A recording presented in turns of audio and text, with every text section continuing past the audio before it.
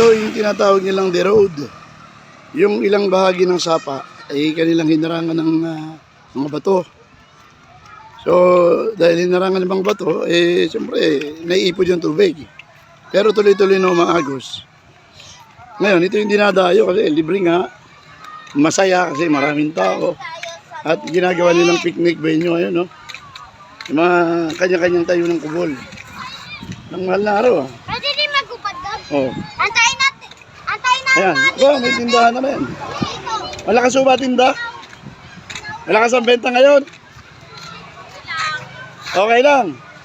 May tindahan na pala riyan. Nakita mo, yun o. Oh. Malabo na yung tubig. Sa dami pa naman ng bata eh. Ayan.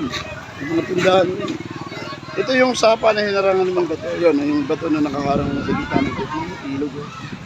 Oh. Nakatatlong layer. Tapos na, siyempre naipon yung tubig. Doon na lang sila maliligo. Ayan. Yung picnic group. Kita mo yan, puno ng tao. Ano tayo dito sa kabila? Ano boss, malakas ba? Okay lang. Okay lang. Ngayon lang kayo nakapagtinda rito. Tama lang, linggo lang kami. Tuwing linggo. Malakas pag linggo, no? Linggo lang. Pero ordinaryong araw, marami rin yata. Wala. May mga trabaho. Ayos. Okay ka ba? Sabi ko na. Sarap ng lupanan dito. Ayan. Ayun. Tayo dito na gawin kabila. Ano yun? Sa ng paligo nila eh. So yung gutter pala ng pinakang tulay, ginagawang talo ng mga bata. Ayan, medyo malabo ang tubig dahil umulan eh. Hindi natin yung gawin kabila nitong kalsada. Kasi talagang halos ano eh. Siksikan eh.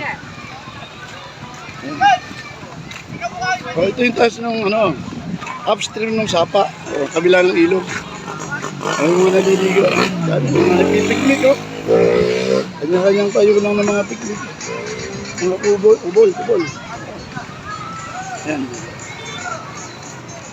Naharangan na rin ah. Naharangan na rin para may ligawan ulit. Ayan. Uy. Marami ang taas. Ngayon napansin natin na hanggang doon sa taas ng sapa na ito, papuntang Yapak, ay may mga naglalakad na rin. At doon naglalagay naman ang kanilang mga ubol para piknikan. Anyway, ito yung pinakahuling tagpo kaganapan dito pa rin sa tinatawag nilang the road. Sapa na nanggagaling doon sa Yapak. At malapit lang ito doon sa inuhukay na tunnel papunta naman sa Kaliwa Dam Project. Ayun.